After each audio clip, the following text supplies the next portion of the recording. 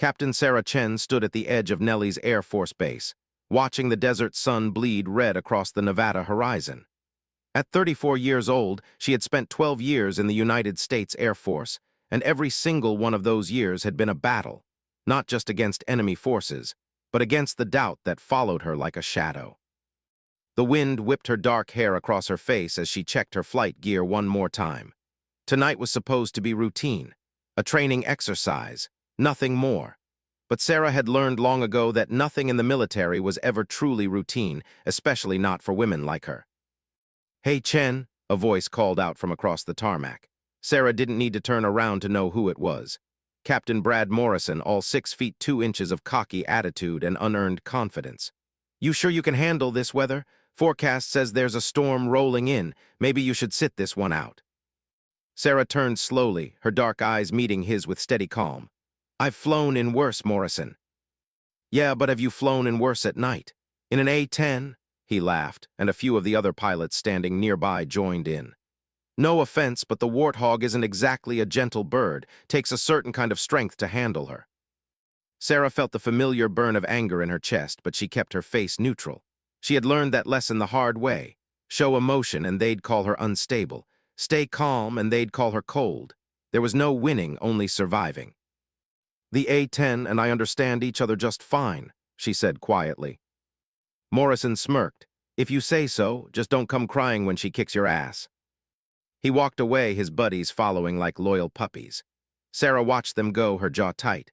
She had heard it all before, too small, too emotional, too weak, not aggressive enough, too aggressive. The criticisms changed, but the message was always the same: you don't belong here. Colonel James Hartley approached from the operations building, his weathered face serious. At 58, he was old-school military, a veteran of Desert Storm and countless missions since then. Sarah respected him, but she was never quite sure if that respect was mutual. "Captain Chen," he said, his voice gruff. "Weather's getting dicey, storms moving faster than predicted. I'm pulling most of tonight's exercises." Sarah felt her stomach drop.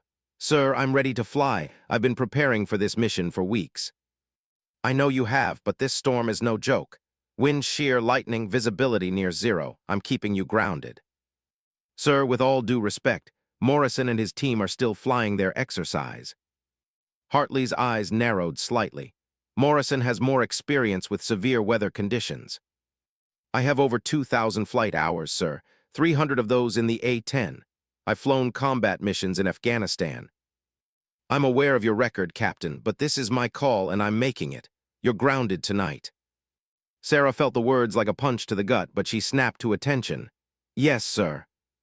Hartley walked away, leaving Sarah standing alone on the tarmac. She watched as Morrison and 2 other pilots headed toward their aircraft, laughing about something. The unfairness of it burned in her throat. She was just as qualified, just as capable, more so if she was being honest. But it didn't matter. It never mattered. She turned away from the flight line and headed toward the barracks, her boots crunching on the gravel. The sky was darkening rapidly, clouds rolling in like a thick gray blanket. Lightning flickered in the distance. Maybe Hartley was right. Maybe the storm was too dangerous. But that wasn't why he had grounded her. She knew it, and he knew it. He had grounded her because he didn't trust her the same way he trusted Morrison. Because somewhere in his mind, she was still just a woman trying to play in a man's world. Sarah reached her quarters and pushed the door open. The small room was sparse: a bed, a desk, a locker. She had never been one to decorate or make things homey. This wasn't home. It was just another place where she had to prove herself. She sat on the edge of her bed and pulled off her boots, her mind racing. She thought about her father, who had served in the Air Force before her. He had died when she was 16, shot down over Iraq during the First Gulf War. She had joined the military to honor him, to carry on his legacy. But sometimes she wondered if he would be proud of what she had become, or if he would be disappointed that she had spent so much of her career fighting her own side. A sharp knock on the door broke her thoughts. "Come in," she called. The door opened, and Lieutenant Maria Rodriguez stepped inside. Maria was 26, a newer pilot, and one of the few women on the base who didn't treat Sarah with either hostility or pity. She was small and fierce, with short black hair and quick eyes that missed nothing. "I heard Hartley grounded you," Maria said, closing the door behind her. "News travels fast." "It always does." Maria sat down in the desk chair, spinning it around to face Sarah. That's bullshit, you know. Morrison's been bragging all day about how he gets to fly in the storm while you're stuck on the ground. Sarah's hands clenched into fists on her lap. It doesn't matter. Of course it matters. You're twice the pilot he is, and everyone knows it. Last month during that emergency landing drill, you scored higher than anyone in the squadron. But Hartley still treats you like you're some kind of liability. That's just how it is, Maria. Well, it shouldn't be. Maria leaned forward, her voice intense. You know what Morrison said in the briefing room today? He said that women shouldn't fly combat aircraft because we're too emotional to handle the pressure. Said it right in front of Hartley and 3 other senior officers. And you know what they did? They laughed. They actually laughed. Sarah felt something cold settle in her chest. She had heard comments like that before, but it never got easier. What do you want me to do, Maria? File a complaint. We both know how that ends. I'd be labeled a troublemaker and my career would be over. So we just let them get away with it. We survive, we fly, we prove them wrong every single day, even when they refuse to see it. Sarah stood up and walked to the small window. Outside, the storm was growing closer. The wind was picking up, rattling the window pane. That's all we can do. Maria was quiet for a moment. You're stronger than I am. I don't know if I could handle what you go through. You could, you would, because you don't have a choice. Sarah turned back to face her. The moment you put on this uniform, you signed up for a fight, not just the fight overseas, but the fight right here every single day. The fight to be seen, to be heard, to be respected. And you think it's worth it? Sarah thought about the question. Was it worth it?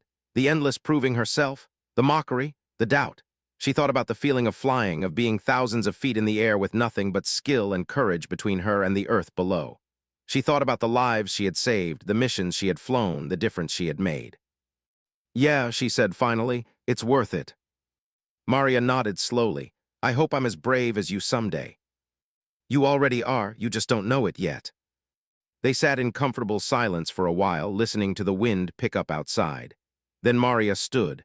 I should let you rest, but Sarah, don't let them make you doubt yourself. You're one of the best pilots I've ever seen. Thanks, Maria.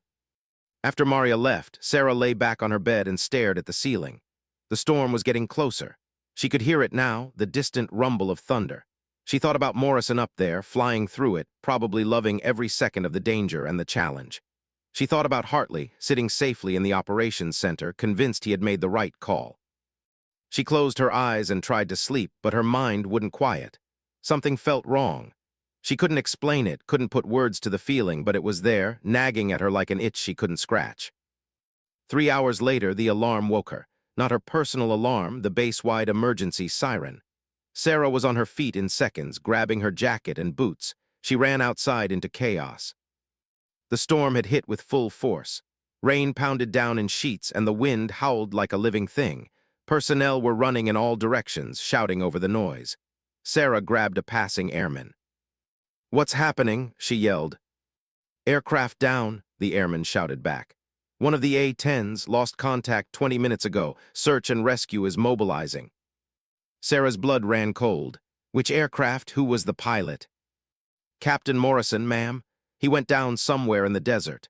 They're trying to get a location now, but the storm is interfering with everything.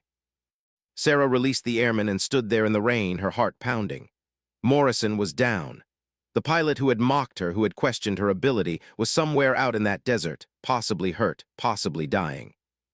She ran toward the operations center, her boots splashing through puddles. Inside, the building was organized chaos.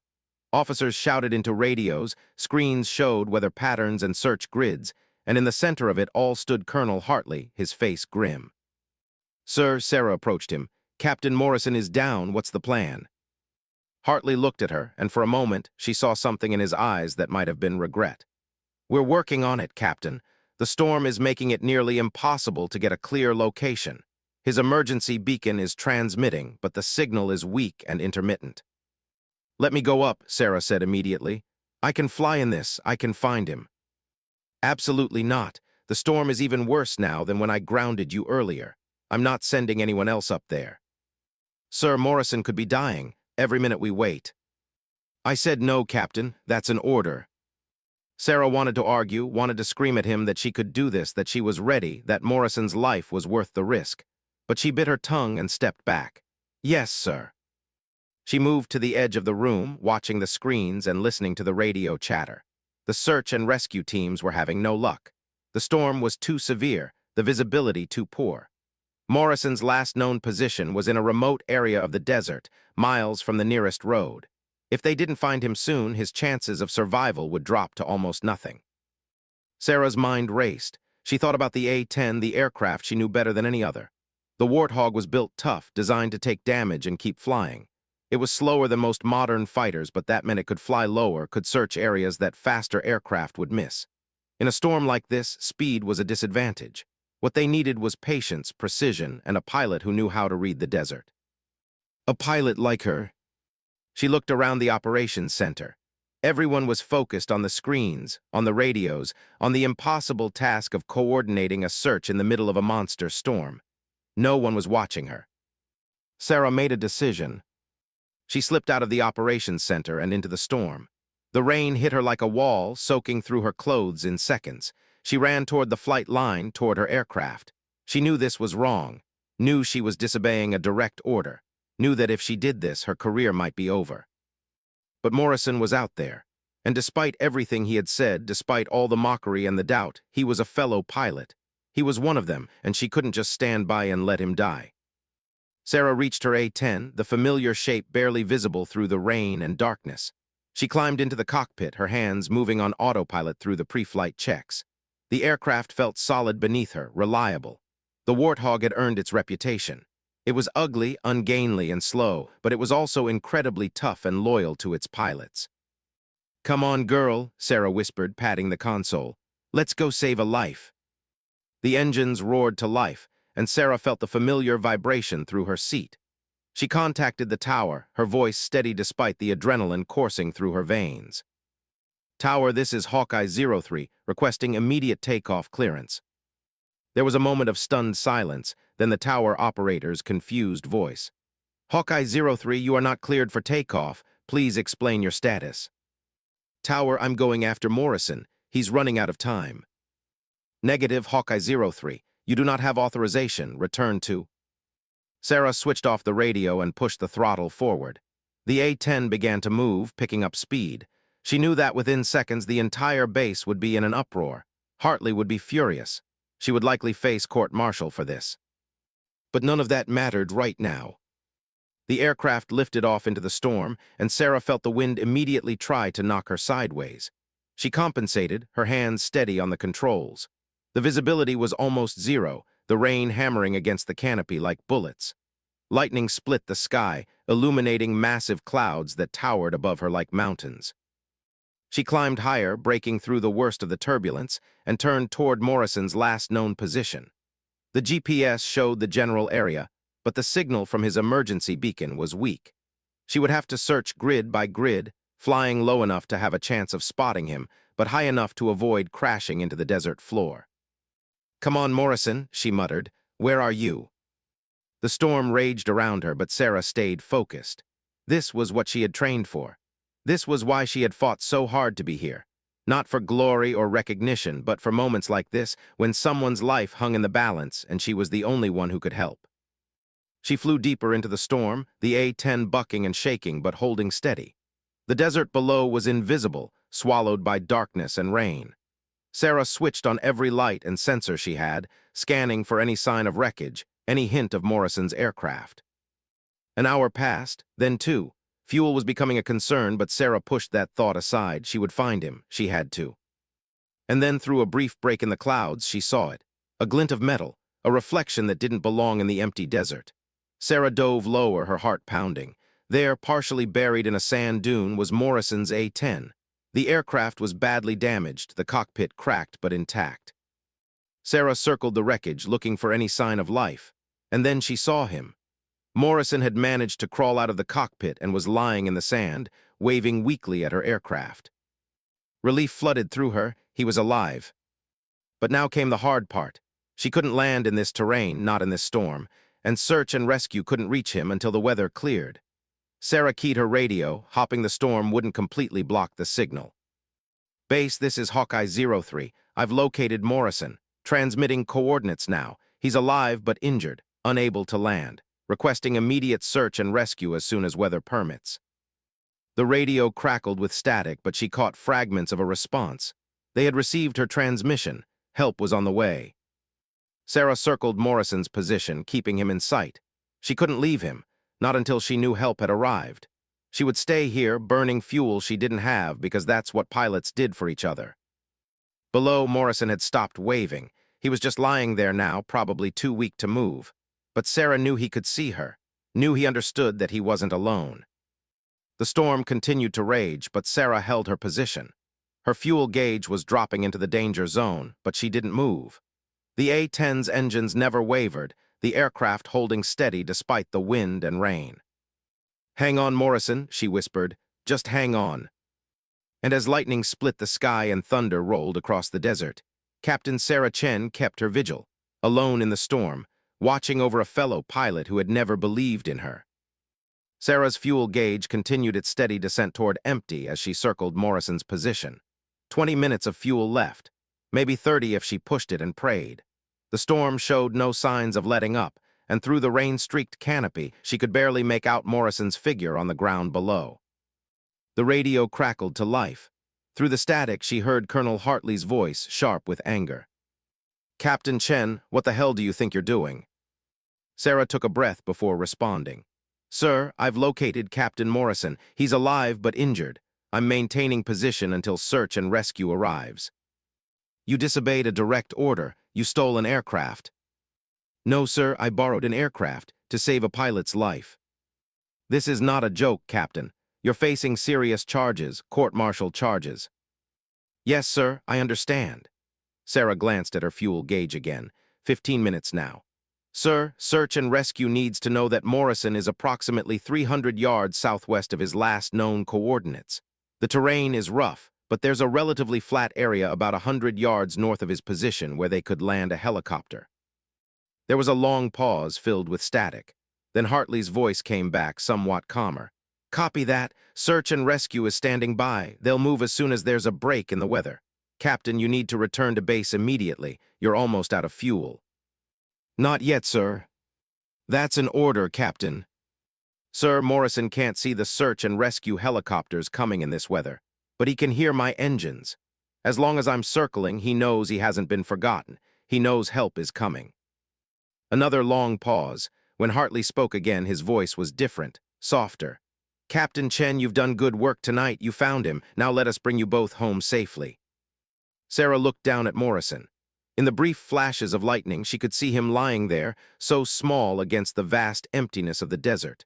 She thought about all the times he had mocked her, doubted her, made her feel like she didn't belong. And she thought about how none of that mattered anymore. "5 more minutes, sir, then I'll head back." She heard Hartley sigh, but he didn't argue. 5 minutes, Captain, then you return to base. That's final." "Yes, sir." Sarah continued her circle, the A-10's engines humming steadily despite everything.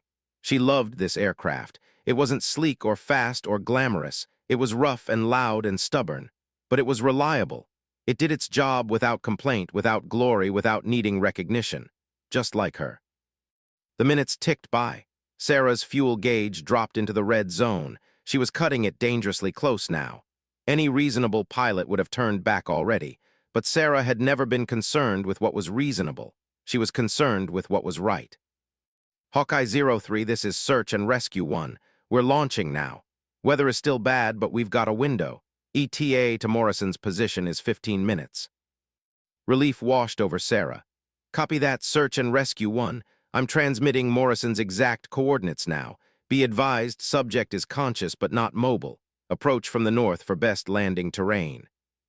"Roger that, and Hawkeye 03. Hell of a job finding him." Sarah felt a small smile tug at her lips, just doing what needed to be done. She made one more circle, then reluctantly turned her aircraft back toward base. The fuel gauge was screaming at her now. She had maybe 10 minutes of flying time left. It would be close. As she flew through the storm, Sarah thought about what would happen when she landed. Court-martial, probably. Dishonorable discharge, possibly. She had disobeyed a direct order, taken an aircraft without authorization, and put herself at serious risk. By the book, what she had done was indefensible. But Morrison was alive. and that was worth whatever consequences came next. The lights of Nellie's Air Force Base appeared through the rain, and Sarah lined up for her approach. The wind was brutal, pushing her aircraft sideways, but she had been flying in worse. She corrected, adjusted, and brought the A-10 down as smooth as silk despite the storm. The wheels touched the runway, and Sarah let out a breath she didn't know she'd been holding. The fuel gauge showed empty. She had made it by seconds. As she taxied toward the hangar, she saw a crowd waiting for her. Dozens of people standing in the rain. Officers, enlisted personnel, maintenance crews. And at the front of the crowd, Colonel Hartley stood with his arms crossed, his face unreadable. Sarah shut down the engines and climbed out of the cockpit. Her legs were shaky from the adrenaline, and she was soaked to the bone, but she held her head high as she approached Hartley. "Sir," she said, snapping a salute.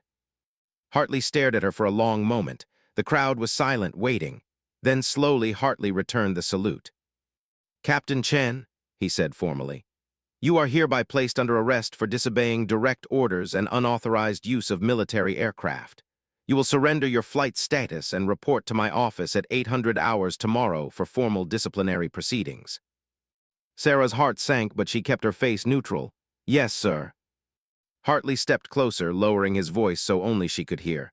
"You're also one hell of a pilot, and you saved a man's life tonight." He paused. "But that doesn't change what you did. I have to follow protocol." "I understand, sir." "Do you? Because I'm not sure you do. You threw away your career tonight, Captain. Was it worth it?" Sarah met his eyes steadily. "Yes, sir, it was."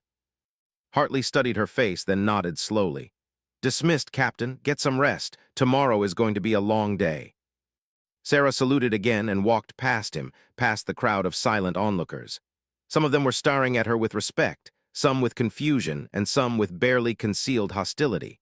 She ignored them all and headed toward her quarters.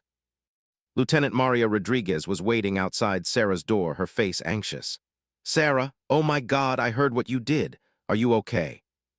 "I'm fine, tired, wet, probably out of a job, but fine." "Morrison is alive because of you. Everyone is talking about it. You're a hero." Sarah unlocked her door and pushed it open. "I'm not a hero, Maria. I'm just a pilot who did her job."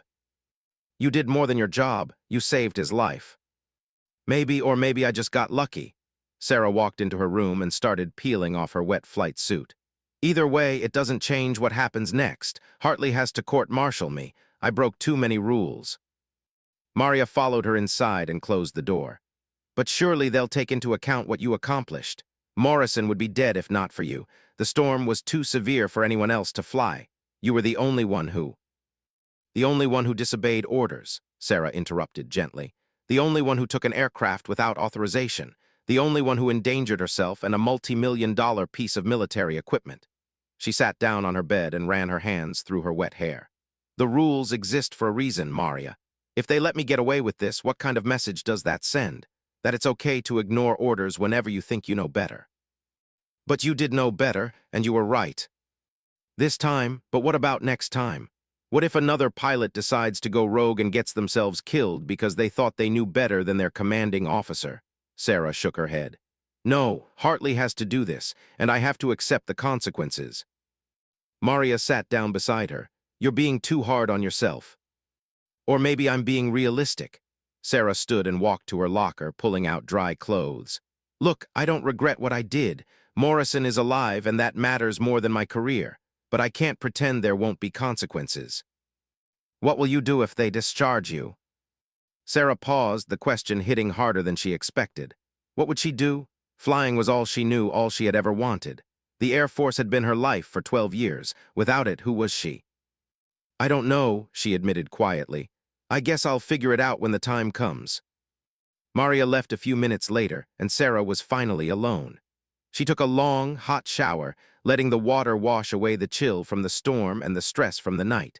But it couldn't wash away the uncertainty about her future. She climbed into bed but couldn't sleep. Every time she closed her eyes, she saw Morrison lying in the desert, saw the storm raging around her aircraft, felt the terror and exhilaration of flying through conditions that should have been impossible. Around 3 in the morning, her phone buzzed with a text message. It was from a number she didn't recognize. "Captain Chen, this is Major Lisa Williams from JAG. I've been assigned as your defense counsel for the court-martial proceedings. I'd like to meet with you at 700 hours tomorrow before your meeting with Colonel Hartley. Please confirm receipt of this message." Sarah stared at the text for a long moment, then typed back a simple "confirmed." So it was real, it was actually happening. She was going to be court-martialed. She set the phone down and stared at the ceiling. Somewhere out in the desert, search and rescue would have reached Morrison by now. They would be loading him onto a helicopter, taking him to the hospital, saving his life. And she would probably never hear a word of thanks from him or anyone else who mattered. But that was okay. She hadn't done it for thanks. She had done it because it was right.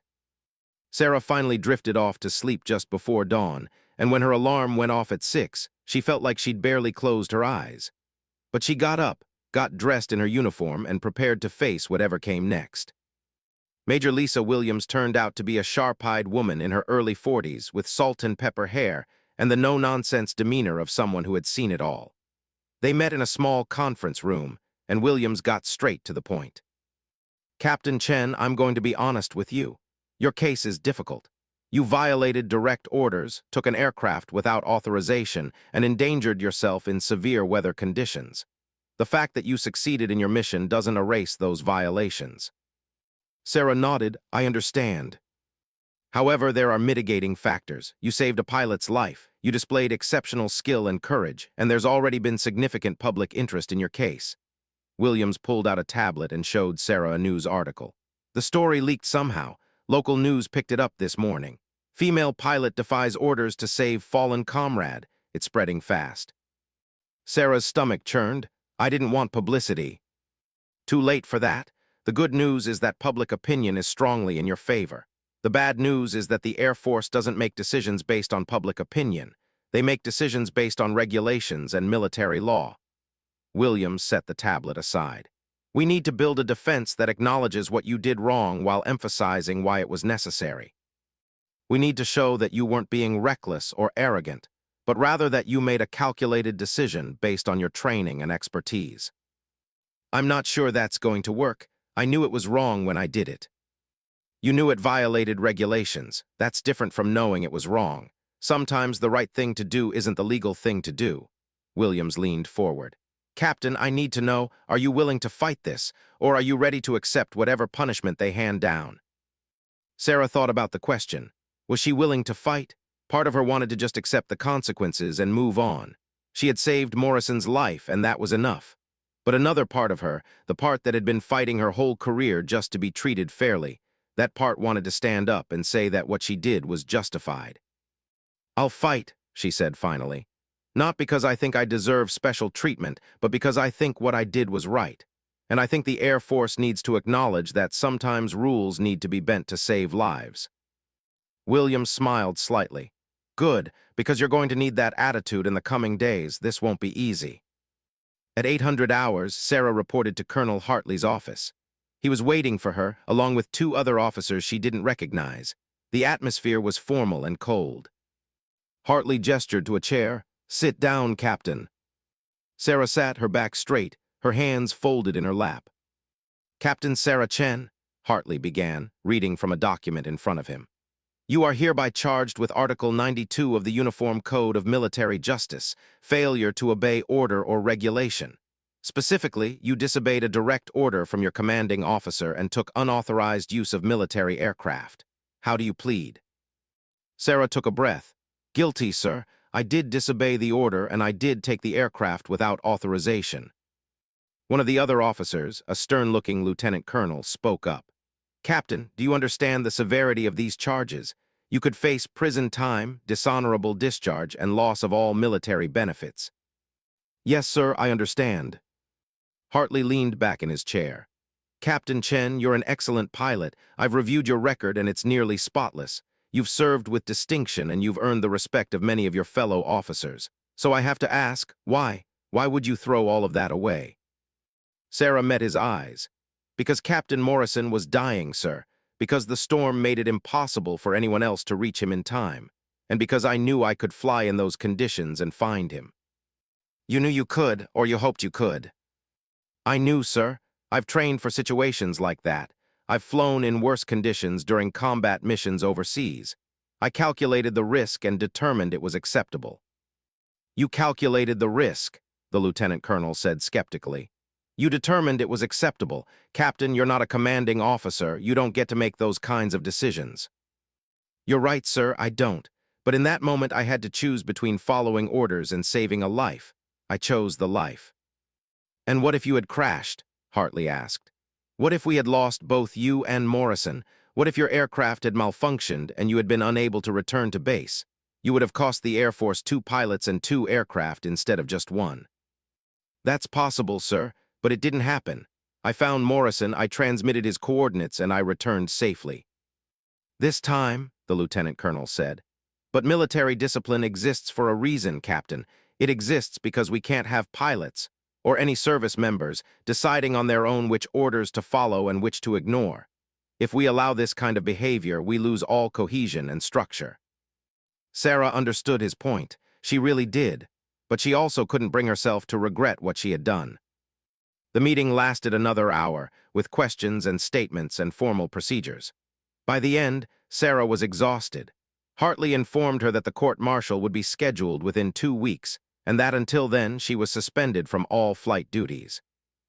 As Sarah left the office, she felt the weight of everything pressing down on her.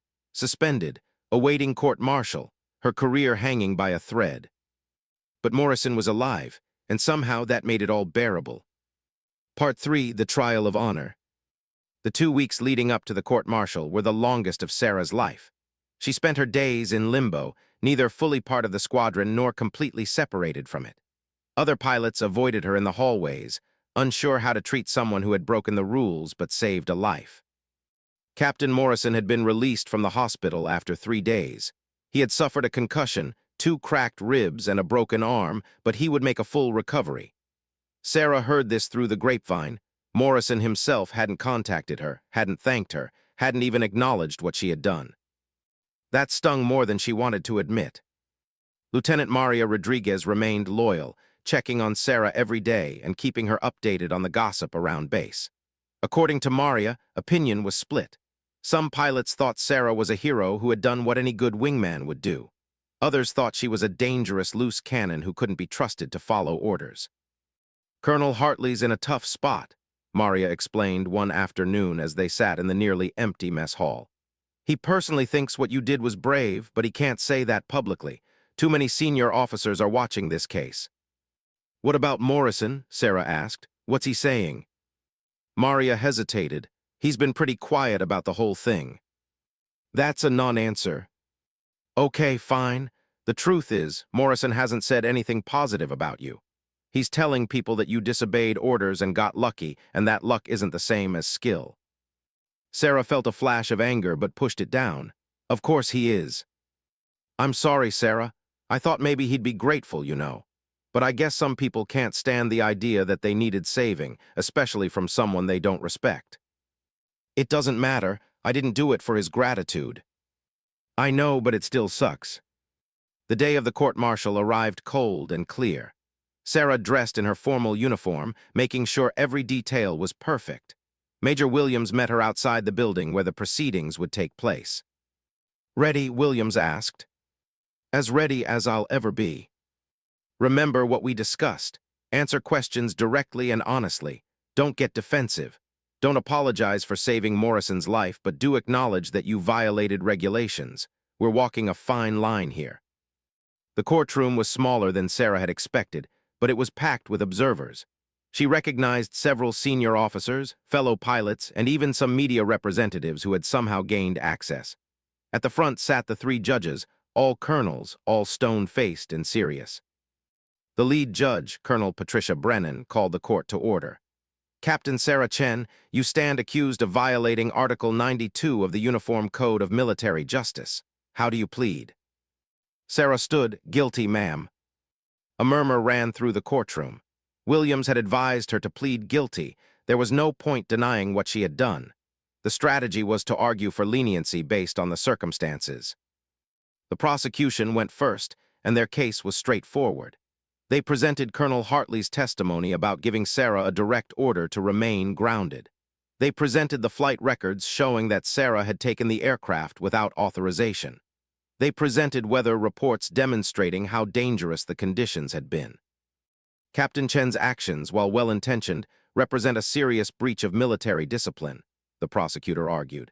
If we allow officers to decide which orders to follow based on their personal judgment, we undermine the entire structure of military command. The fact that Captain Chen succeeded in her unauthorized mission does not excuse the violation. In fact, it makes it more dangerous because it might encourage other officers to believe they can act with impunity. Then it was Williams' turn to present the defense. She started by calling Colonel Hartley to the stand. "Colonel Hartley, you've reviewed Captain Chen's service record. Can you describe it for the court?" Hartley sat stiffly in the witness chair. "Captain Chen has served for 12 years. She has over 2,000 flight hours, including 300 in the A-10 Thunderbolt. She has completed multiple combat deployments and has received several commendations for her service." "Would you say she's a skilled pilot?" "Yes, very skilled." "In your professional opinion, was Captain Chen qualified to fly in the storm conditions that night?" Hartley paused. "Qualified, yes. Authorized, no." "But if she had been authorized, you would have trusted her to complete the mission successfully." "Objection," the prosecutor interjected. "Speculation." "Sustained," Judge Brennan said. Williams moved on. "Colonel Hartley, what would have happened to Captain Morrison if Captain Chen hadn't located him that night?" Hartley's jaw tightened. "Search and rescue couldn't launch until the storm cleared. That would have been several more hours, possibly longer. Captain Morrison's chances of survival would have decreased significantly with each passing hour." "So Captain Chen's actions likely saved his life?" "Yes." "No further questions." Next, Williams called Sarah to the stand. Sarah walked to the witness chair, her heart pounding but her face calm. She had been in combat situations before. She could handle this. Williams began with softballs, establishing Sarah's experience and qualifications. Then she got to the heart of the matter. "Captain Chen, why did you disobey Colonel Hartley's order that night?" Sarah took a breath. "Because I believed Captain Morrison would die if I didn't act. The storm was preventing search and rescue from launching, and Morrison's emergency beacon signal was weak. I knew that I had the skills to fly in those conditions, and I knew that the A-10 was capable of operating in severe weather.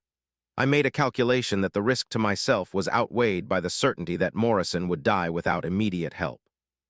"Did you consider the consequences of your actions?" "Yes, ma'am. I knew I would face disciplinary action. I knew my career would likely be over. But I also knew that if I didn't act, a fellow pilot would die, and I would have to live with that for the rest of my life." "Are you sorry for what you did?" Sarah paused. This was the critical moment. "I'm sorry that I had to disobey orders. I'm sorry that I put Colonel Hartley in a difficult position. But I'm not sorry that Captain Morrison is alive." The courtroom was silent. Williams nodded. "No further questions." The prosecutor stood for cross-examination. He was a major named Kelly, and he had a reputation for being tough. "Captain Chen, you say you calculated the risk.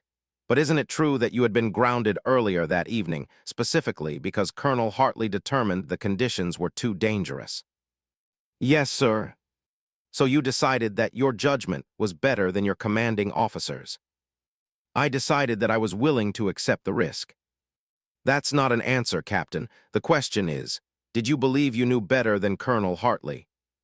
Sarah met his eyes. "In that specific situation, with my specific skills and experience, yes. I believed I had a better understanding of what could be accomplished." "And that's exactly the problem, isn't it? Every officer in the military thinks they know best. But we have a chain of command for a reason. We have rules and regulations for a reason. If everyone acted on their personal judgment, we'd have chaos." "I understand that, sir. But this wasn't about ego or arrogance. It was about saving a life." "At what cost? What if you had crashed? What if the aircraft had been destroyed? What if you had been killed and then search and rescue had to risk their lives trying to find you?" "Those were possibilities I considered and accepted." "You accepted them, but did Colonel Hartley? Did the Air Force? Captain, you risked government property and your own life without authorization. That's reckless, not heroic." Sarah felt her temper flare but kept it in check. "With respect, sir, I disagree. Reckless would have been flying into that storm without proper training or preparation. I had both. What I did was calculated and deliberate." Major Kelly stared at her for a long moment, then shook his head. No further questions. The court took a recess, and Sarah sat with Major Williams in a small side room. "You did well," Williams said. "You stayed calm, you were honest, and you didn't back down. That's important. Do you think it'll be enough?" "I don't know. The judges seem to be listening carefully, but this is a tough case. We're basically asking them to excuse a clear violation of orders because the outcome was positive. That's a dangerous precedent to set." When the court reconvened, the prosecution called their final witness, Captain Brad Morrison. Sarah's stomach clenched as Morrison walked to the witness stand. His arm was still in a cast, and he moved carefully, favoring his ribs, but his face was set in its usual cocky expression. Major Kelly began the questioning. "Captain Morrison, you're the pilot that Captain Chen rescued, correct?" "Yes, sir." "Can you describe what happened that night?" Morrison cleared his throat. "I was flying a training exercise when I hit severe turbulence. The aircraft became uncontrollable and I had to eject. I came down in the desert and my aircraft crashed nearby.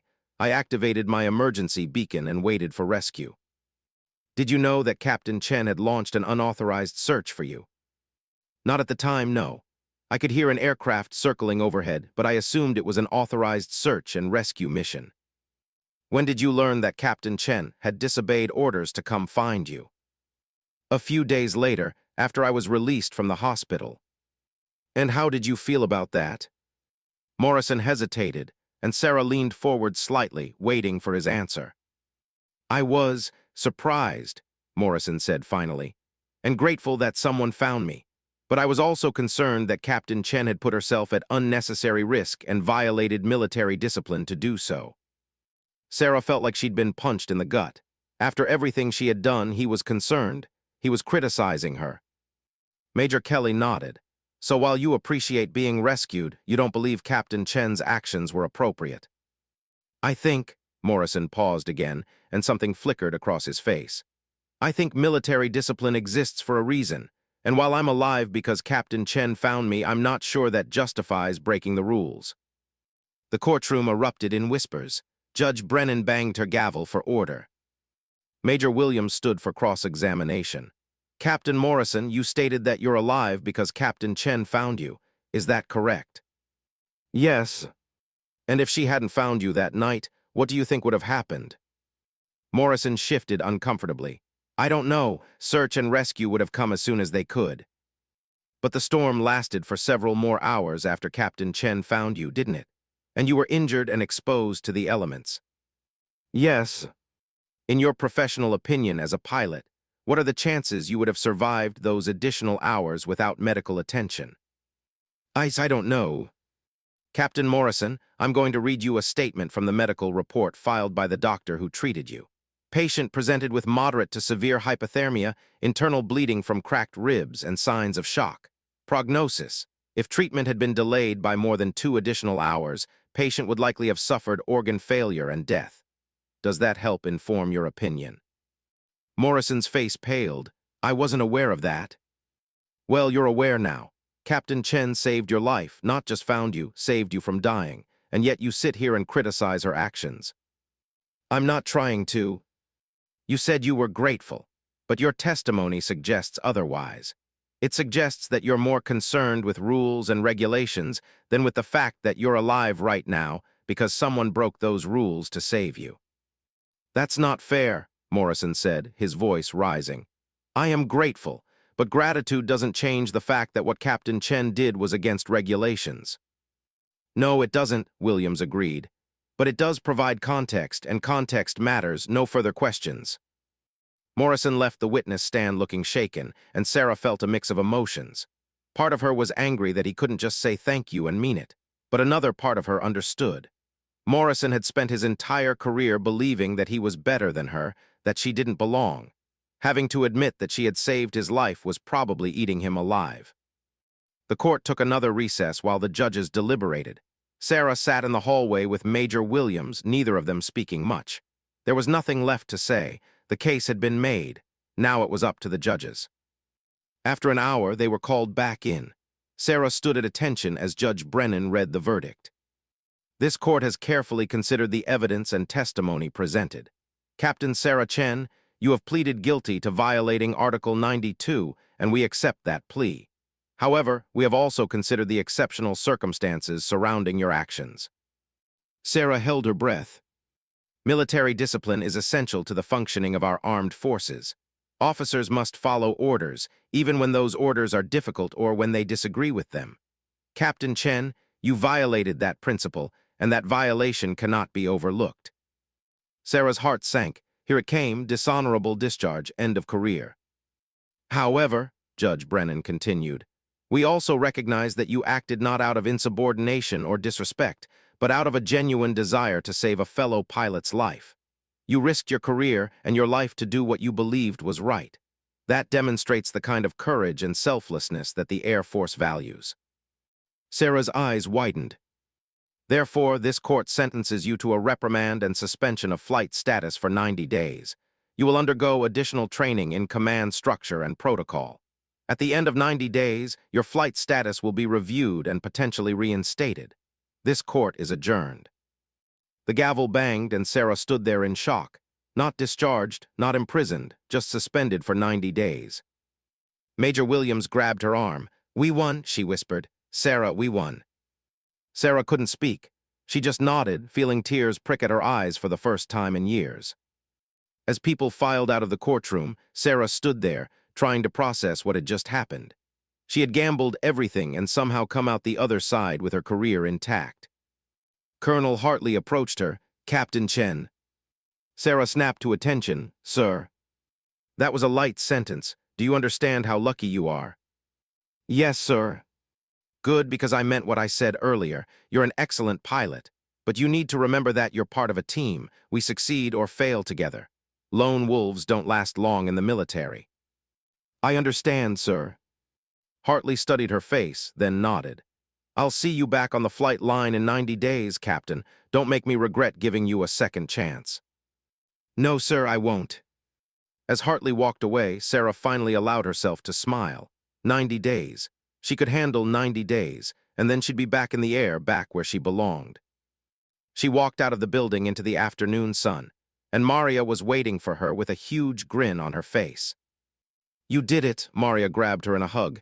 You actually did it. Sarah hugged her back, laughing. I guess I did. 90 days is nothing. You'll be back before you know it. Yeah, Sarah said, looking up at the sky. Somewhere up there, aircraft were flying training missions, practicing maneuvers, doing the work she loved. And in 3 months, she'd be back up there with them. She had survived the storm, both the one in the sky and the one in the courtroom. The 90 days of suspension stretched before Sarah like a desert highway, long, empty, and shimmering with uncertainty. Without flight status, she was assigned to administrative duties, paperwork, scheduling, equipment inventories. Tasks that kept her busy but felt hollow without the weight of a helmet in her hands or the roar of engines in her ears. The base had a strange relationship with her now. She was neither hero nor pariah, but something in between. Some pilots nodded respectfully when they passed her in the hallways. Others looked away, uncomfortable with what she represented. A reminder that rules could be bent, that authority could be questioned, that sometimes doing the right thing meant doing the wrong thing. Captain Brad Morrison fell into the latter category. Sarah saw him occasionally in the mess hall or around the base. Each time he would spot her and his expression would harden. Then he'd turn and walk in another direction. No acknowledgement, no eye contact, nothing. It was Maria who finally confronted him, about 2 weeks into Sarah's suspension. Sarah was in the administrative office, drowning in flight schedule requests, when Maria burst through the door, her face flushed with anger. That ungrateful son of a... Maria caught herself, glancing at the senior officer working at the desk across the room. She lowered her voice. Can I talk to you outside? Sarah followed her into the hallway. What happened? Morrison, that's what happened. I just saw him in the briefing room with a group of new pilots, and you want to know what he was telling them. He was telling them that you got lucky, that what you did was reckless and dangerous, and that luck isn't skill. He said, and I quote, female pilots often let emotions override good judgment, and that's exactly what happened with Captain Chen. Sarah felt her jaw tighten, but she forced herself to stay calm. He's entitled to his opinion. His opinion? Sarah, you saved his life. He was lying in the desert, probably dying, and you risked everything to find him. And this is how he thanks you, by telling people you're emotional and reckless. Maria, no, listen to me. This isn't just about gratitude. This is about respect. He's actively undermining your reputation. The new pilots don't know you. They don't know your record. All they're hearing is Morrison telling them that you're some kind of unstable liability. Sarah leaned against the wall, suddenly tired. What do you want me to do about it? Confront him, tell him to shut his mouth, file a complaint. And say what? That my feelings are hurt, that he's not being nice to me. Sarah shook her head. That'll just prove his point, that I'm too emotional, that I can't handle criticism. But it's not criticism, it's character assassination. It's his way of dealing with the situation. Sarah pushed off from the wall. Look, Morrison's ego took a hit. He crashed his aircraft, had to be rescued, and the person who saved him was someone he spent years looking down on. That's got to be hard to swallow. So he's telling himself a story where I didn't really save him, where I just got lucky, where what I did was wrong. It makes him feel better. That's incredibly mature of you, also kind of infuriating. Sarah managed a small smile. I've had 12 years to get good at swallowing my pride. But Maria's words stayed with Sarah over the following weeks. She started paying more attention to how people treated her, how they looked at her. And she realized that Maria was right. Morrison's comments were having an effect. The new pilots were cautious around her. Some of the older pilots who had been neutral before were now giving her the cold shoulder. The worst part was the whispers. Sarah would walk into a room and conversations would stop. She'd pass a group of pilots and she'd hear fragments. Shouldn't have disobeyed. Got away with it because she's a woman. Set a dangerous precedent. 45 days into her suspension, Colonel Hartley called her into his office. Captain Chen, sit down. Sarah sat, her spine straight, her hands folded in her lap. She had a bad feeling about this meeting. Hartley leaned back in his chair, studying her. How are you holding up? Fine, sir. That's a lie, but I appreciate the professionalism. He pulled out a file. I've been monitoring the situation, and I'm concerned. There's been an uptick in complaints and gossip related to your case. Nothing official, nothing I can act on, but it's creating a divisive atmosphere in the squadron. I'm sorry to hear that, sir. I'm not blaming you, Captain, but I need you to understand that when you come back to flight status in 45 days, things might not be easy. Some of the other pilots resent you. They think you got special treatment because of the publicity around your case. I understand. Do you? Because I'm not sure you do. Hartley leaned forward. Captain Chen, you're an excellent pilot, but being an excellent pilot isn't enough. You also need to be part of a team. And right now, there's a significant portion of this squadron that doesn't trust you. The words hurt more than Sarah wanted to admit. What do you want me to do, sir? I want you to rebuild those relationships. Talk to the other pilots. Show them that you're not some maverick who thinks she's above the rules. Show them that you understand the importance of teamwork and discipline. With all due respect, sir, I've been trying to do that for 12 years. I'm not sure another 45 days is going to change anything. Hartley sighed. I know it's not fair. I know you've had to work twice as hard for half the recognition. But that's the reality of the situation. If you want to have a successful career here, you need to make this work. Sarah left the meeting feeling worse than when she'd gone in. Make it work. As if she hadn't been trying to make it work her entire career. As if the problem was her attitude and not the system that judged her more harshly than it judged men like Morrison. That evening, Sarah went for a run on the perimeter of the base, trying to clear her head. The sun was setting, painting the desert in shades of orange and red. She ran hard, pushing herself until her lungs burned and her legs ached. Physical pain she could handle. It was the emotional exhaustion that was wearing her down. She was so lost in her thoughts that she almost didn't see the figure sitting on a bench along the running path. Almost didn't recognize him until she was only a few feet away. Morrison. He looked up as she approached, and for a moment they just stared at each other. Then Sarah made a decision. She slowed to a stop. Captain Morrison. He stood, his arm still in a cast, though it looked like he'd be getting it off soon. Captain Chen. An awkward silence stretched between them. Sarah could feel her heart pounding, and not just from the run. This was the first time they had been face to face since the trial. How's the arm? She asked finally. Healing, should be cleared for flight status in a few weeks. That's good. Another silence. Morrison looked uncomfortable, like he wanted to be anywhere but here. Sarah almost let him off the hook, almost just nodded and continued her run. But something in her, maybe Maria's words, maybe her own frustration, made her stay. "Can I ask you something?" she said. Morrison's eyes narrowed slightly. "I guess." "Why haven't you thanked me?" The question hung in the air between them. Morrison's face flushed slightly. "What?" "I'm not looking for a medal or a parade. I just want to understand.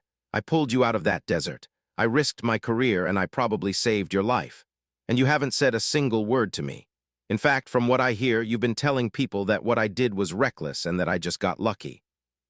Morrison's jaw tightened. "You want me to thank you for disobeying orders, for making me look weak?" There it was, the truth. Sarah felt a flash of understanding. "That's what this is about? You think being rescued makes you look weak?"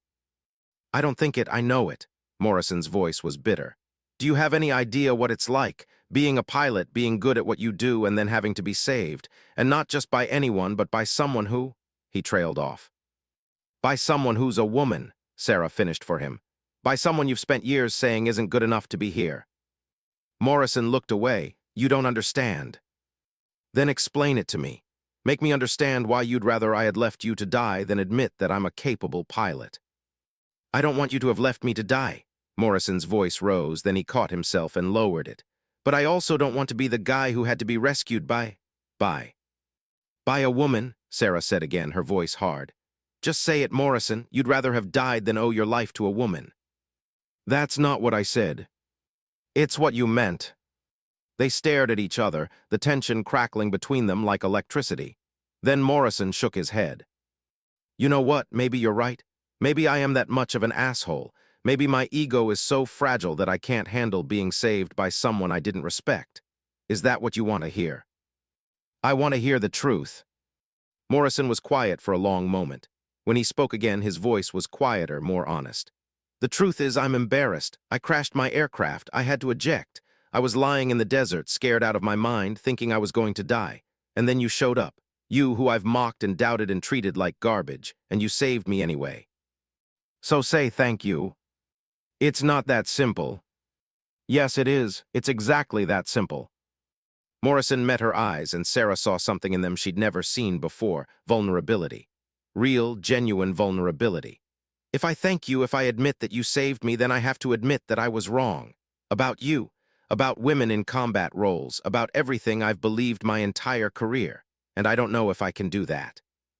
Sarah felt her anger deflate slightly. She had expected defensiveness, hostility, maybe even aggression. But this honesty, this admission of internal conflict, was something different. "Do you remember what you said to me the night of the storm?" she asked. "You said the A-10 takes a certain kind of strength to handle, and you were right, it does. But that strength doesn't have anything to do with gender. It has to do with skill and courage and determination." "I know that," Morrison said quietly. "Or at least I'm starting to." "Then start here. Start by acknowledging what happened. You crashed. I found you. You're alive because of that. That's the truth. Everything else. Your ego, my career, what other people think. None of that matters compared to that simple truth." Morrison was quiet, and Sarah could see him wrestling with something internal. Finally, he spoke, his voice barely above a whisper. "Thank you for finding me, for saving my life. I don't deserve your help and I know that, but thank you." The words were simple, but Sarah could tell they cost him something to say. She nodded. "You're welcome." They stood there for another moment, then Morrison cleared his throat. "For what it's worth, I'm going to stop. The comments, the undermining, I can't promise that I'll suddenly become your biggest fan, but I'll stop actively working against you." "That's all I'm asking." Morrison nodded and walked away, leaving Sarah standing alone on the path. She watched him go, feeling a complex mix of emotions. Victory, yes, but also sadness. Sadness that it had taken so much, a near-death experience, a court-martial, a direct confrontation, just to get a simple thank you.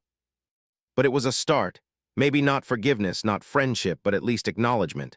And sometimes that was enough. Sarah resumed her run, the desert air cool against her face. 45 days left. And maybe, just maybe, things might be different when she returned to flight status. She had survived the storm in the sky. She had survived the storm in the courtroom. And now she was surviving the storm of public opinion and resentment. Sarah Chen had learned a long time ago that being a woman in the military meant weathering storms that men never even saw coming. But she was still here, still standing, still fighting. And she wasn't done yet. Part 5, Return to the Sky. The morning Sarah returned to flight status felt like the first day of school and Christmas rolled into one. She woke before dawn, too nervous and excited to sleep. 90 days of administrative work of watching other pilots fly while she stayed grounded had been torture, but it was finally over. She dressed carefully in her flight suit, taking extra time to make sure everything was perfect. As she walked across the base toward the operations building, the desert air was cool and fresh. The sun was just beginning to break over the horizon, painting the sky in shades of pink and gold. Colonel Hartley was waiting in the briefing room, along with several other pilots. Sarah's heart skipped when she saw that Morrison was among them. "Captain Chen," Hartley said, his tone formal but not unkind. "Welcome back to flight status. I trust your time away has given you perspective on the importance of following orders and maintaining unit cohesion." "Yes, sir, it has." "Good, because today you're going to be flying a qualification check ride. You'll be evaluated on all standard procedures, emergency protocols, and flight performance. If you pass, you'll be fully reinstated. If you don't," he paused. "Let's just say you need to pass." Sarah nodded. "I understand, sir." "You'll be flying with an instructor pilot who will evaluate your performance. Captain Morrison has volunteered for the assignment."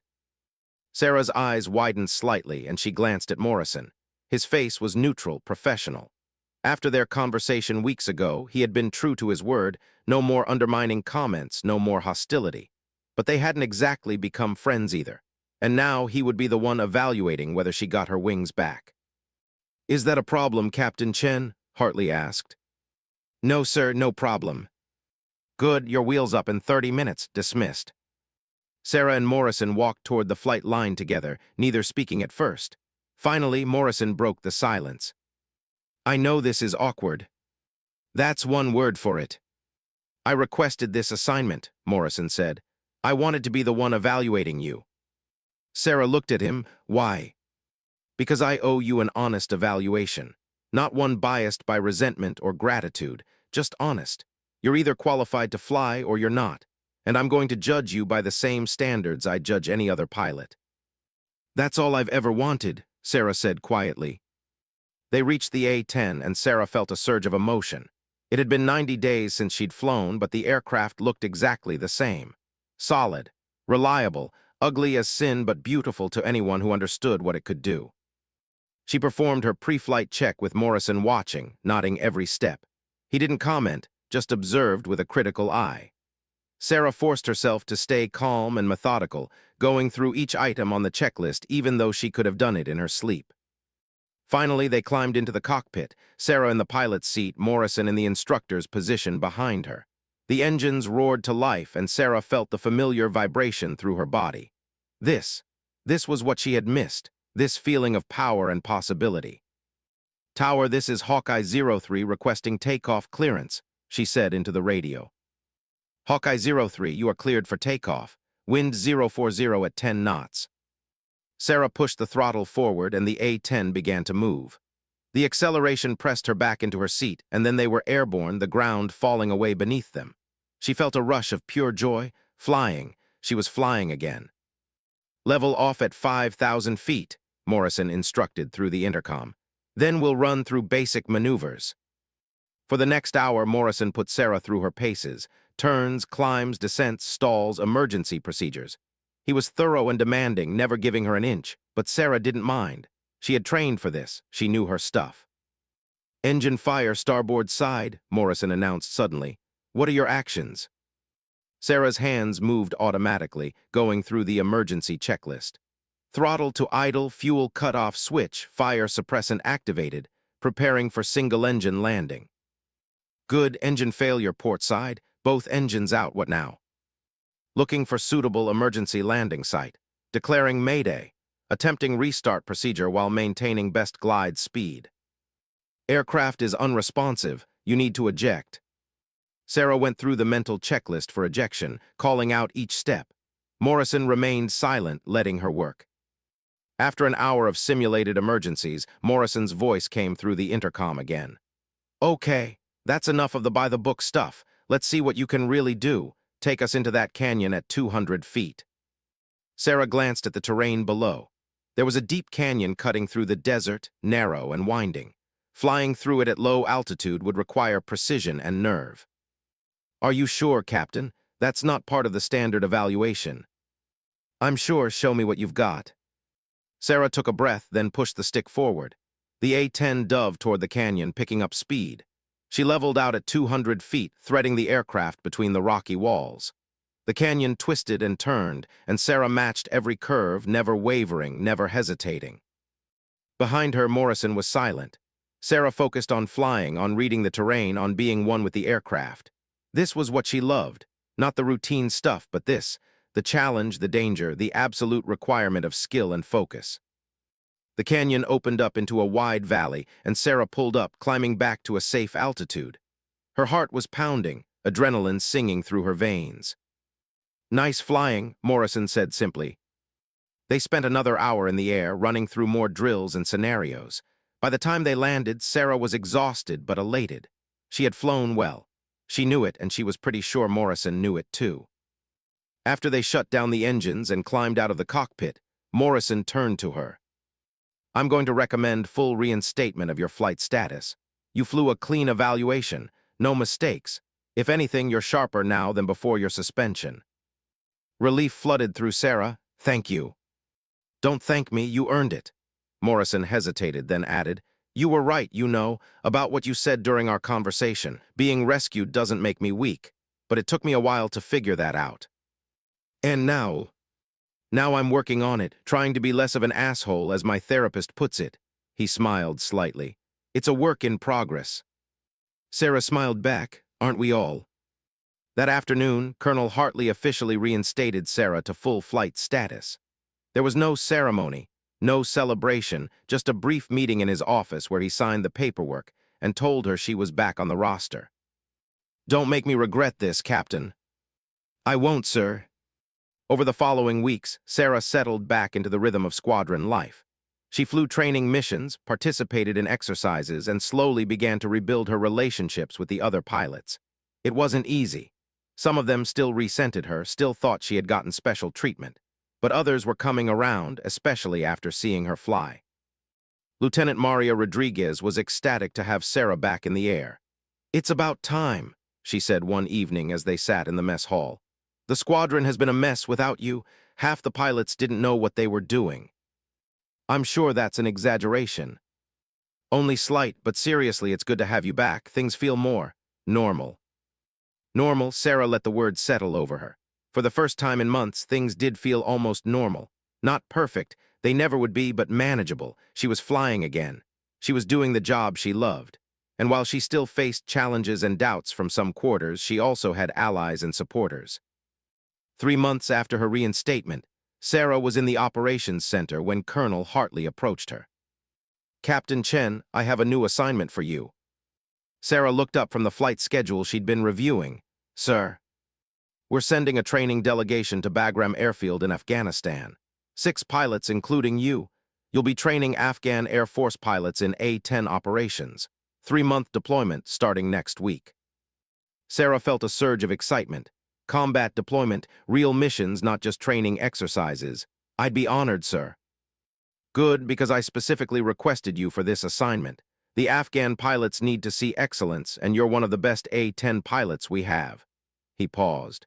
This is a chance to represent not just yourself, but women in combat aviation. Show them what's possible. I won't let you down, sir. I know you won't.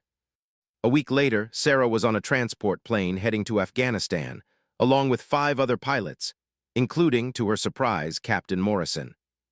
They sat across from each other in the cargo hold, the engines too loud for easy conversation. But Morrison leaned over and shouted, Heard you requested this deployment. I did, heard you did too.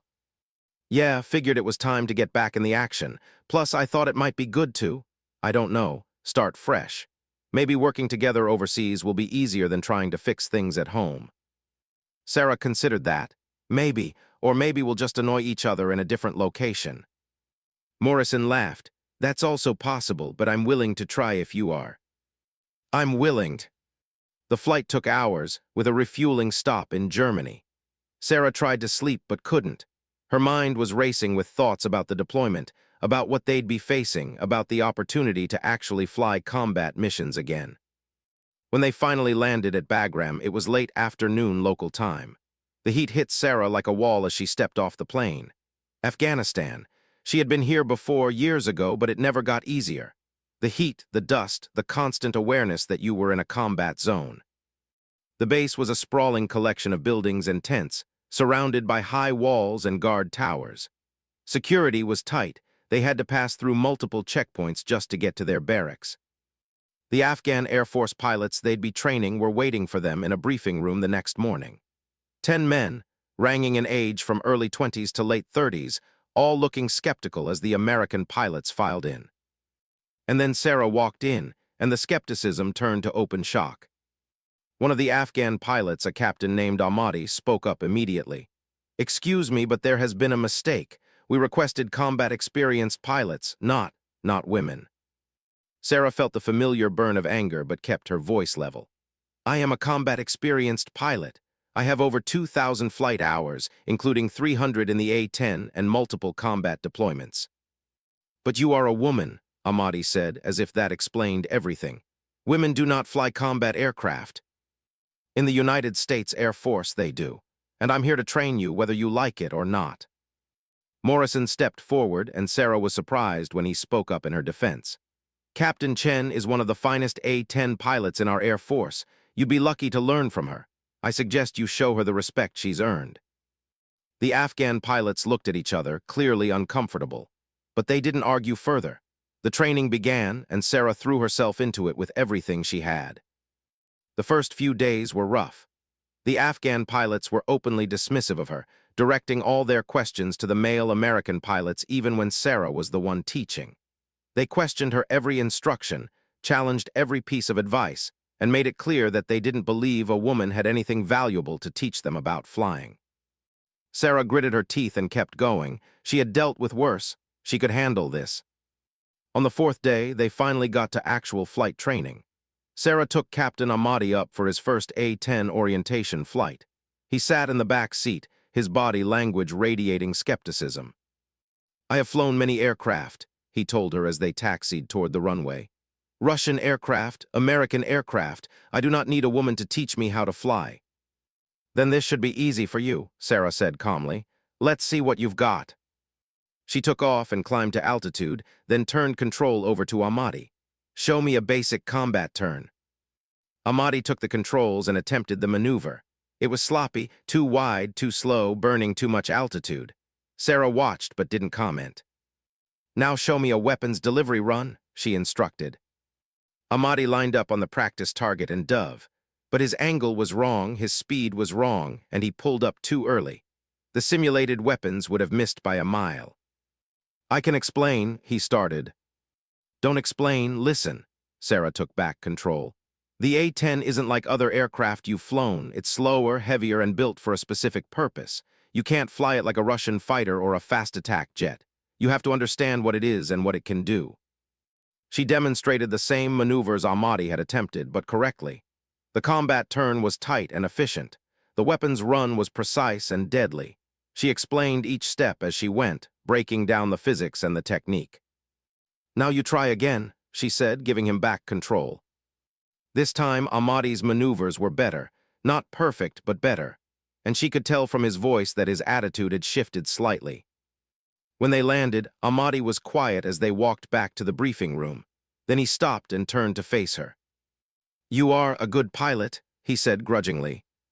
"Thank you. I did not expect this. I did not think a woman could fly like that." "Now you know better."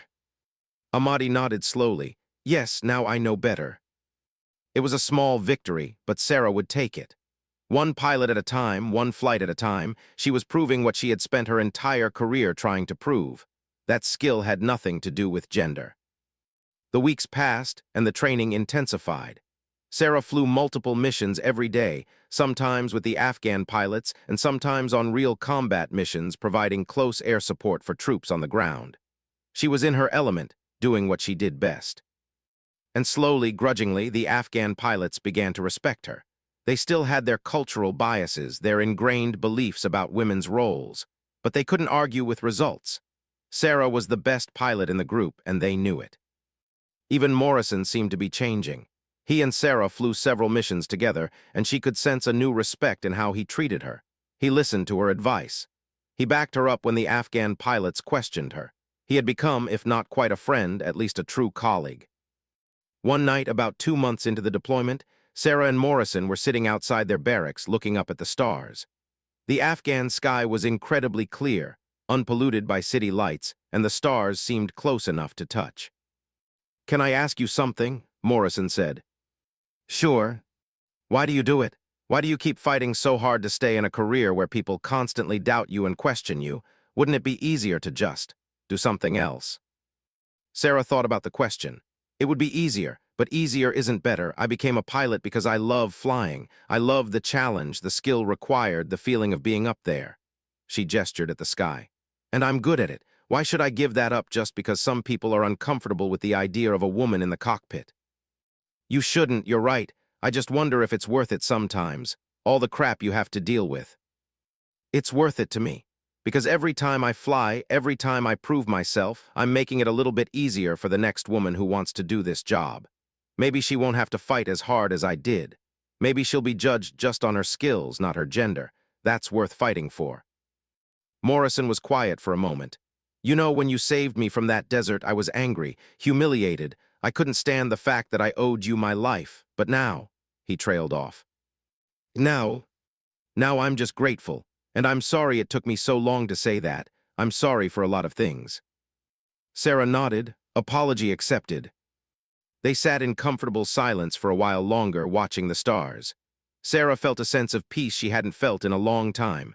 Things weren't perfect, they never would be, but they were better, and that was enough. Part 6, the echo that changed everything. The final month of deployment in Afghanistan was the busiest. The Taliban had increased their activity in the region, and close air support missions were almost daily occurrences.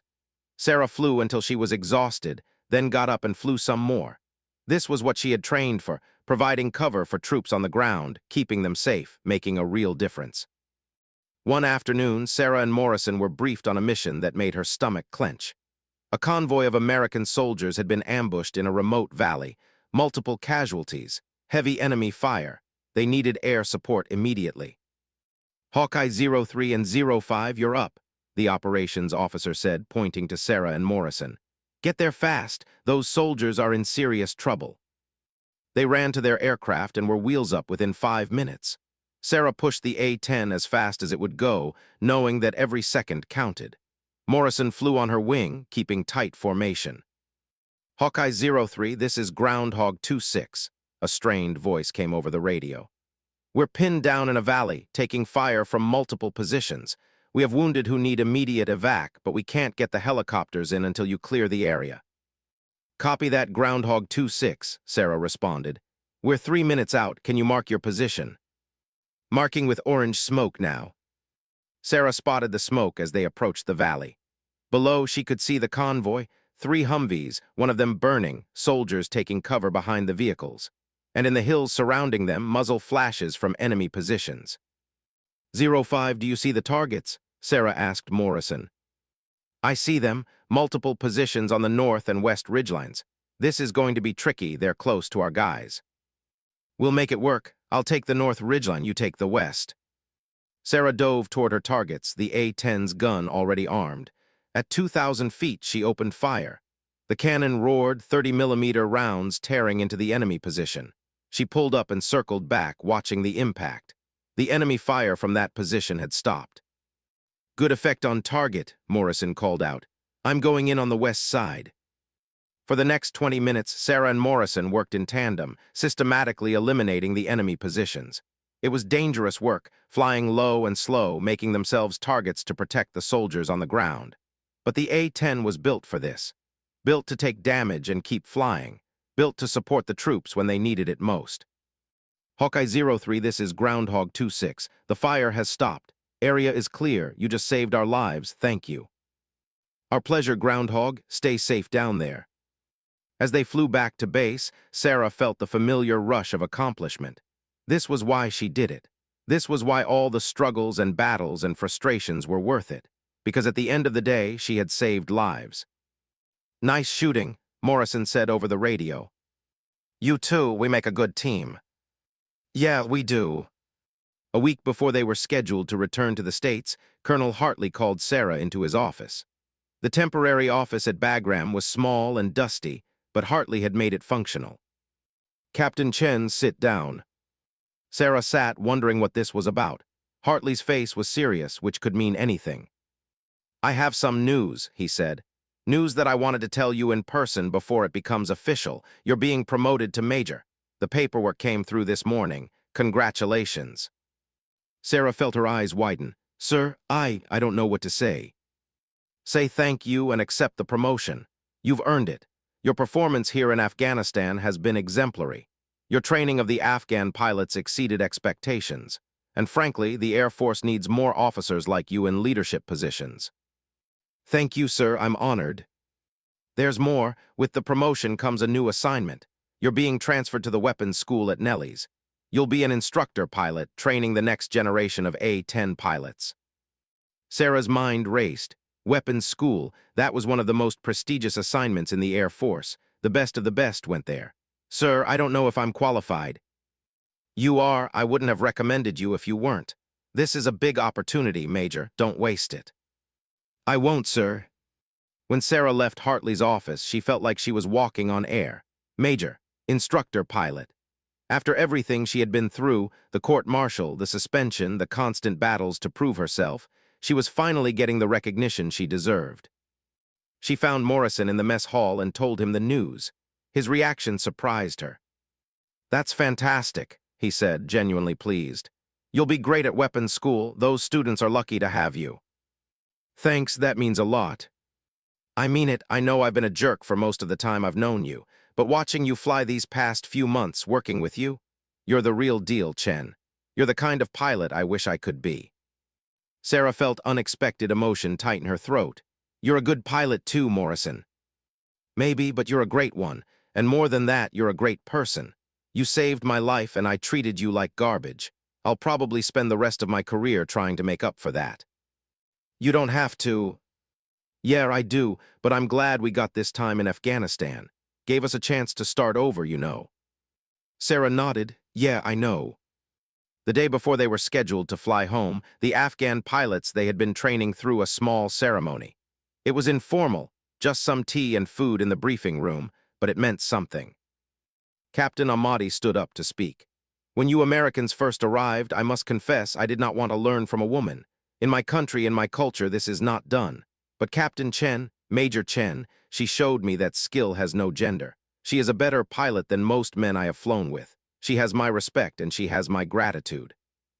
The other Afghan pilots nodded in agreement. One of them, a young lieutenant, added, "My sister wants to be a pilot. I told her it was impossible. But now I think maybe it is not impossible. Maybe if she works hard, if she is as brave and skilled as Major Chen, maybe she can do it too." Sarah felt tears prick her eyes. This was what made it all worthwhile. Not the promotion or the recognition from her own command, but this. The idea that she had changed someone's mind, had opened a door that had been closed. "Thank you," she said quietly. "All of you, it has been an honor to fly with you." The flight home was long and exhausting, but Sarah didn't mind. She spent the time thinking about everything that had happened over the past year. The storm, Morrison's crash, the court-martial, the suspension, the deployment to Afghanistan. It had been the hardest year of her career, but also the most important. When they landed at Nelly's, there was a crowd waiting. Sarah's heart skipped when she saw that several high-ranking officers were among them, including a general she didn't recognize. As the pilots filed off the transport, the general stepped forward. "Major Sarah Chen." "Yes, sir." "I'm General Marcus Wheeler, Commander of Air Combat Command. I wanted to be here personally to welcome you home and to commend you for your exceptional service in Afghanistan." Sarah snapped a salute. "Thank you, sir." "Walk with me, Major." They stepped away from the crowd, and General Wheeler spoke in a lower voice. "I've been following your career with interest, Major Chen. What you did during that storm, disobeying orders to save Captain Morrison, that took courage. And then the way you handled the court-martial, the suspension, the return to duty. You've shown remarkable resilience.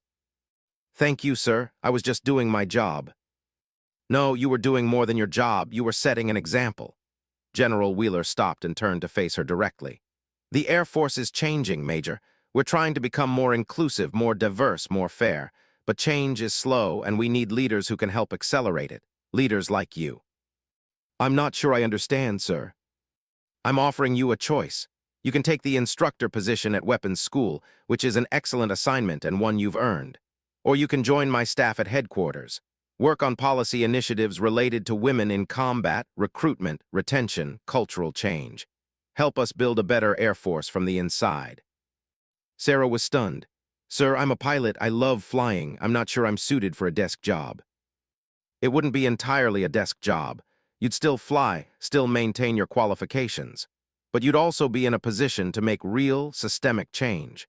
To ensure that the next generation of female pilots doesn't have to fight as hard as you did. Sarah thought about his words, thought about all the battles she had fought, all the times she had been doubted and dismissed, thought about that young Afghan lieutenant's sister dreaming of being a pilot. Can I have some time to think about it, sir? Of course, take a week. But Major, consider this, you've proven you're an excellent pilot. Now you have a chance to be something more, a leader, a change maker. That's a rare opportunity. That evening, Sarah sat in her quarters, the same room she had occupied a year ago when this all began. She thought about General Wheeler's offer, about the choice in front of her. Flying or policy, cockpit or conference room. Her phone buzzed with a text from Maria Rodriguez. Heard about the promotion. Congrats, drinks tonight to celebrate. Sarah smiled and texted back. Absolutely, I need advice about something. They met at a bar just off base, and Sarah told Maria about the general's offer. Maria listened carefully, nursing her beer. What do you want to do? Maria asked. That's the problem, I don't know. I love flying. It's all I've ever wanted to do. But the general is right. I could potentially make a bigger impact working on policy. But would you be happy? Sarah paused. I don't know, maybe happiness isn't the point. Maybe the point is doing what's most useful. That's a very noble sentiment, also very sad. Maria leaned forward.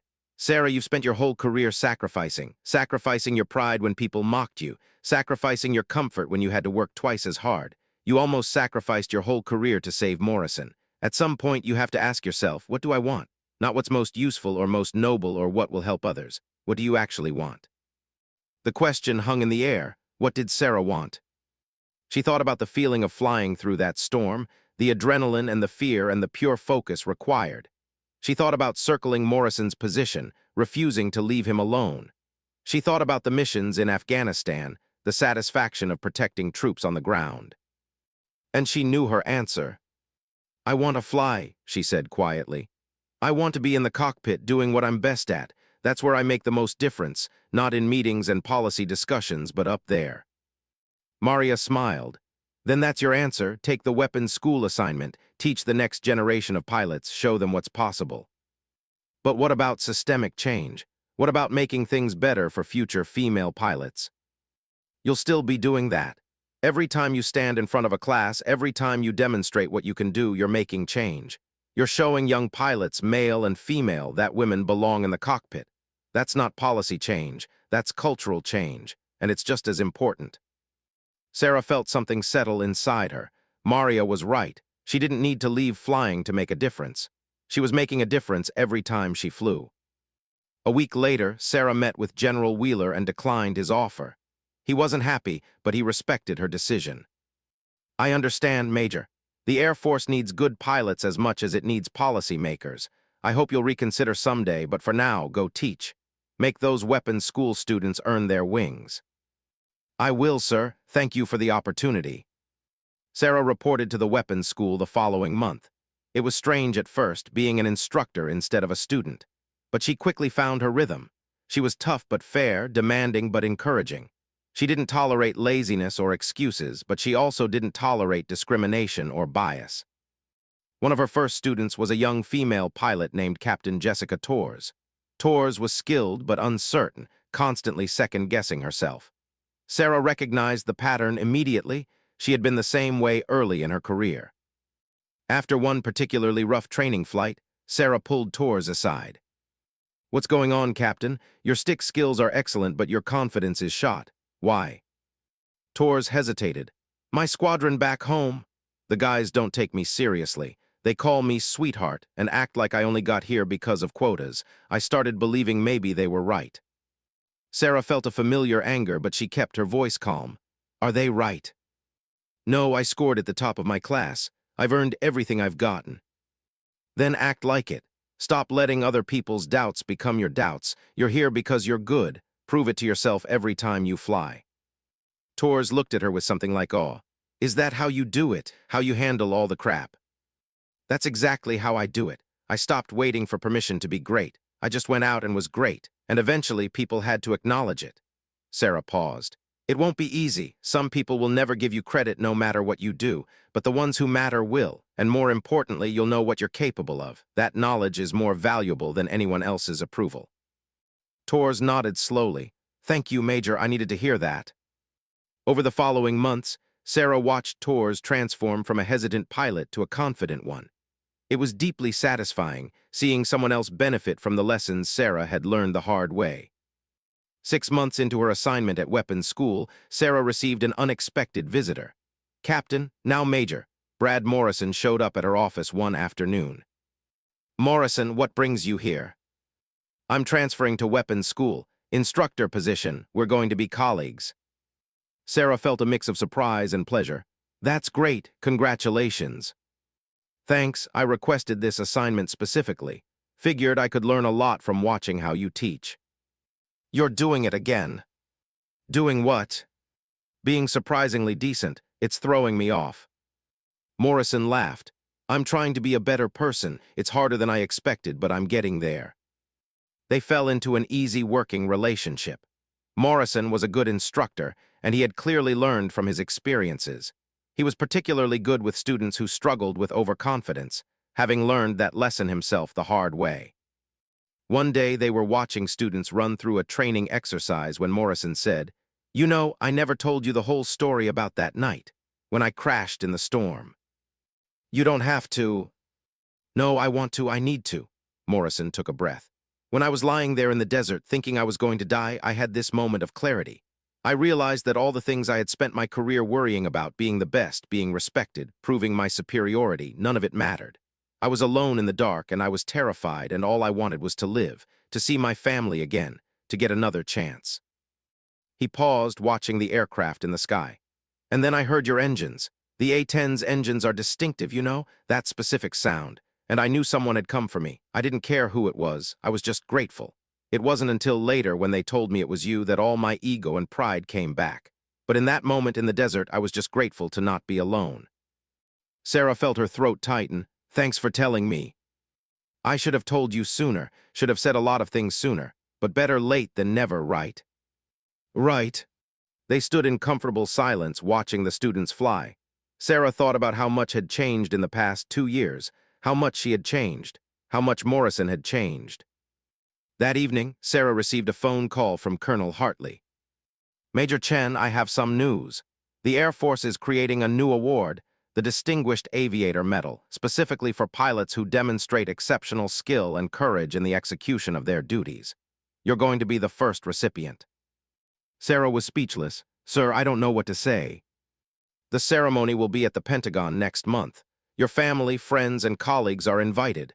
This is a big deal, Major. You should be proud." When Sarah hung up, she sat in her quiet office and let the news sink in. An award, recognition, not just for saving Morrison, but for everything she had done throughout her career. She thought about her father, who had died when she was 16, wondered what he would think of her now, wondered if he would be proud. She decided he would be. The ceremony at the Pentagon was held on a crisp autumn morning. Sarah stood in her formal uniform, surrounded by her family, friends, and colleagues. Maria was there, grinning from ear to ear. Morrison was there, looking genuinely happy for her. General Wheeler was there, presiding over the ceremony. "Major Sarah Chen," the general began, "has exemplified the very best of the United States Air Force. Through her exceptional skill, unwavering courage, and selfless dedication to her fellow service members, she has set a standard that others will strive to meet for generations to come. He described the storm, the rescue, the court-martial, the deployment to Afghanistan, the training of the next generation of pilots. As he spoke, Sarah felt herself getting emotional. This was it. This was the validation she had been seeking her entire career. But as the general pinned the medal to her uniform, Sarah realized something. She didn't need the medal. She didn't need the validation. She had already proven everything she needed to prove, not to anyone else but to herself. She knew who she was, a pilot, a teacher, a woman who had faced every storm, literal and metaphorical, and come through stronger on the other side. After the ceremony, there was a reception. Sarah found herself surrounded by people wanting to congratulate her, but she noticed one person hanging back, a young woman in a lieutenant's uniform, looking nervous and uncertain. Sarah excused herself from the crowd and walked over. "Hi, I'm Sarah Chen." "I know, ma'am. I'm Lieutenant Emma Wilson. I'm a student pilot hopping to get assigned to A-10’s. I just wanted to say, you're the reason I joined the Air Force. I read about what you did, how you persevered despite everything, and I thought if she can do it, maybe I can too." Sarah felt tears prick her eyes. This was the real award. "You can do it, Lieutenant, and you will. Just remember, don't wait for permission to be great. Go out and be great and make people acknowledge it." Lieutenant Wilson nodded, her eyes shining. "Thank you, ma'am, I will." As the reception continued, Sarah stepped outside for some air. The Pentagon grounds were beautiful, the autumn leaves turning gold and red. She took a deep breath and looked up at the sky.